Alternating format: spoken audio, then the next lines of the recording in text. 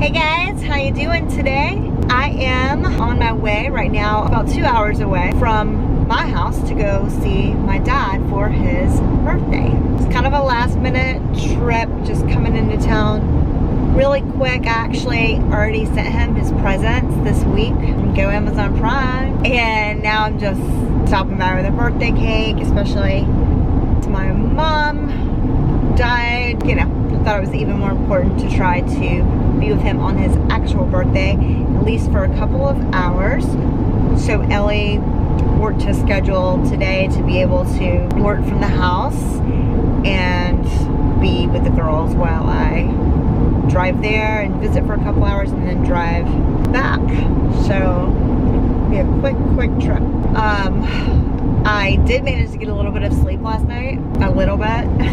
That was restful. I haven't been sleeping very well. This is the first like grief and obviously the most major like grief and bereavement thing I've ever dealt with in my life. Like losing a parent or a spouse or a child, I'm sure is just its own level of grief and bereavement. But you know, I've tried to like keep it upbeat around my kids and not cry around them or be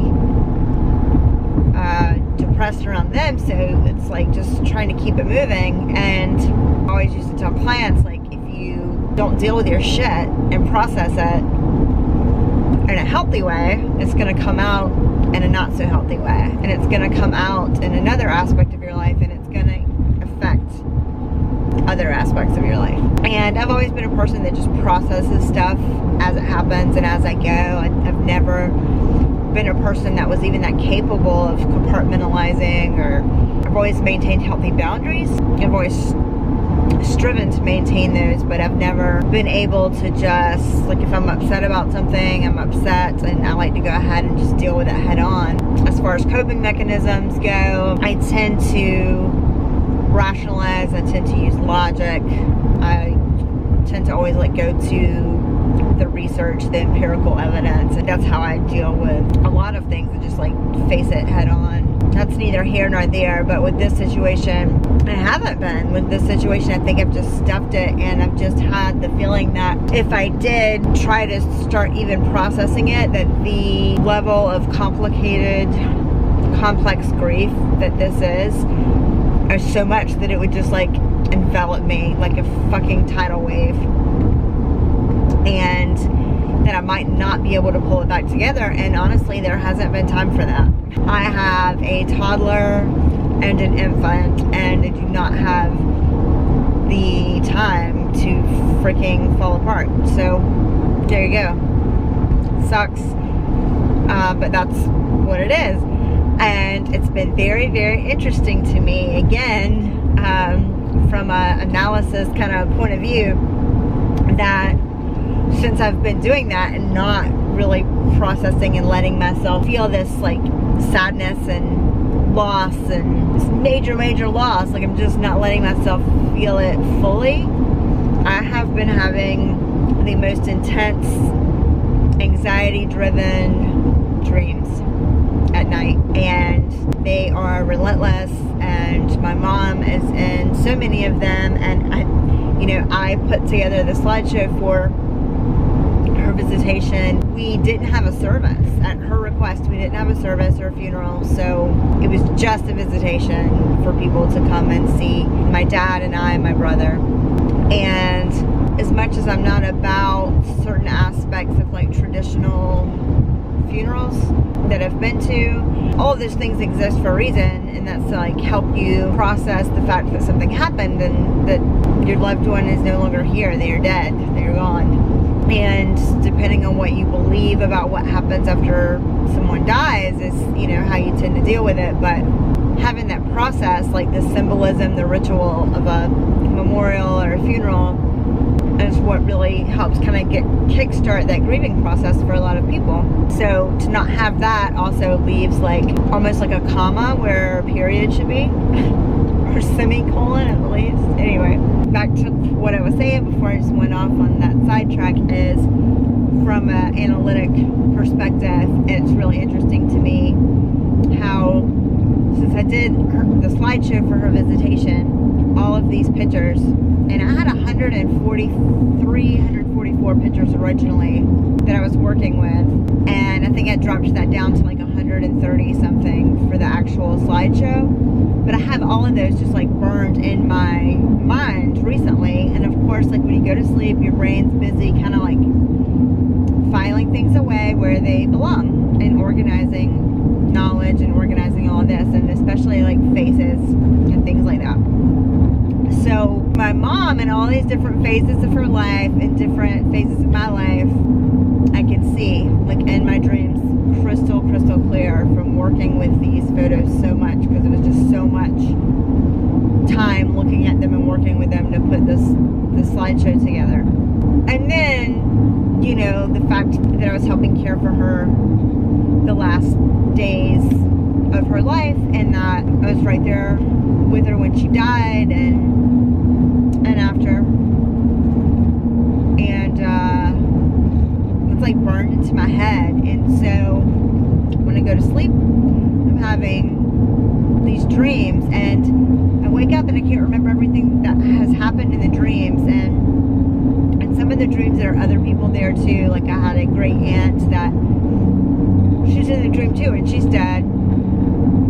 And it's interesting because there are like tons of other people in these pictures, but none of those people are in the dreams, just the people that are also dead.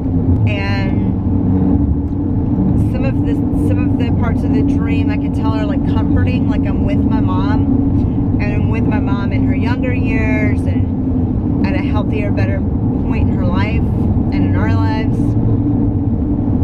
And I can wake up from that and feel like, oh, I was just with her. Like if I wake up and I have to pee in the middle of the night, which is quite often after having kids, and I'll like hurry and try to go back to sleep because like that was a pleasant feeling. But then there's also, the majority of it is not pleasant. The majority of it is like anxious and anxiety and bad stuff's happening. And for instance, yesterday morning I woke up and I can't manage to fall asleep until almost like morning time. Just, I've had insomnia ever since my mom died. And then when I do get to sleep, it's this anxiety ridden sleep. It's not restful at all. So the other night I had not gotten to sleep until like 6 in the morning. And luckily my husband was home during the morning, and he got the girls up and did their breakfast and all of that. And I got up at like 9:30 or 10 in the morning, and of course I was just like tired as I could be, and I could actually remember, because a lot of times I just can't remember the details of the dreams because I'm waking up and going back to sleep. But I remembered the details of this particular part. My husband and I don't think we were at our house, I think we were somewhere else, but we were in bed, and I had on like fleece fuzzy pajamas. You know what I'm talking about? Those pajamas that feel almost like a stuffed animal or something, and they're like more like winter pajamas. And in my dream I had fallen asleep and woken up and felt like I couldn't breathe. Like the pajamas were just so tight and they were just constricting my breath, and I was like burning up, and I'm just like, take them off, help me, I can't get them off. You know when you go to like lift something over your arms, and if it's really tight across your back or your arms, if you've ever like put on something that was fitted and it's a certain type of material that doesn't have as much give, it felt like that, and I couldn't get the top off. And I'm like asking him to help me get it off, and he sits up in bed in my dream, he's trying to get it off, and I managed to get it like right to here, and then it's just like covering my mouth, and I can hardly breathe like out of my nose, and then it's covering my nose, and then I just start like hyperventilating. It makes it worse, can't breathe. I'm trying to tell him like through the pajama top to go grab scissors and cut it, but to just get it off of me, that I'm feeling claustrophobic and I can't breathe, and he can't hear me or understand, or doesn't have scissors, or doesn't know where they are. And I'm like, just grab the bottom of it, just pull it as hard as you can, like get it off. And I'm just like struggling with this, and I was struggling so much that my body just like woke me up. And then I woke up and I'm like upset about the dream, but then I'm also like just totally geeking out on analyzing it. And I'm just like, wow. Because the other thing that's been happening since my mom died is every night about the same time, I start having this wave of nausea just come over me so intensely, and I've thrown up a couple times, and one time it just came up so furiously that I couldn't even get out of my bedroom to the bathroom. I was like trying to hold it, and it's just, sorry if that's too much information, but, and so part of me is just like, wow, this is horrible. I wish I didn't feel like this. When is this gonna go away? This pretty much sucks. I'm like, I don't feel like textbook depressed, but I know that I am depressed over this. And I know that all of a sudden I have this like huge amount of anxiety that wasn't there previously. I mean, it's usually not there. It's a different type, I should say, of anxiety.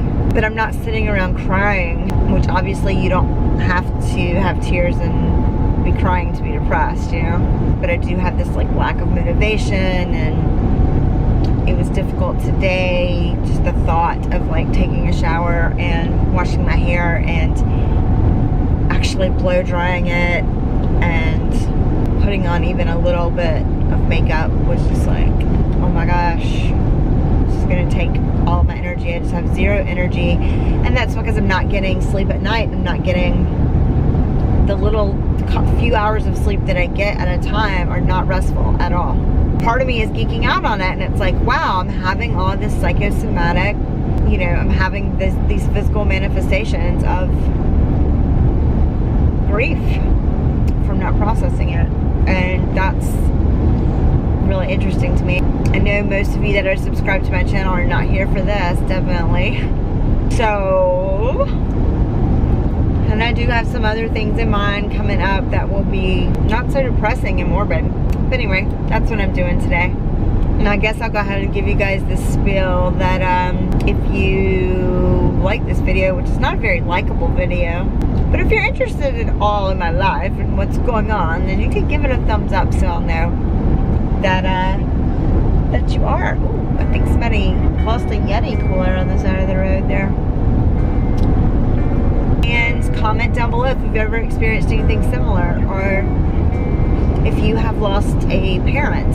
And I hate that phrase, lost, like you misplaced someone. So this is how we end up. If one of your parents has died, comment down below and tell me how you dealt with that, how you dealt with grief, you know, while you're raising little tiny children that don't even know or understand what's going on. You know, I did sit them down and tell them, and I fumbled through that the best I could. All kinds of things in the middle of this highway. That's that. Bye guys.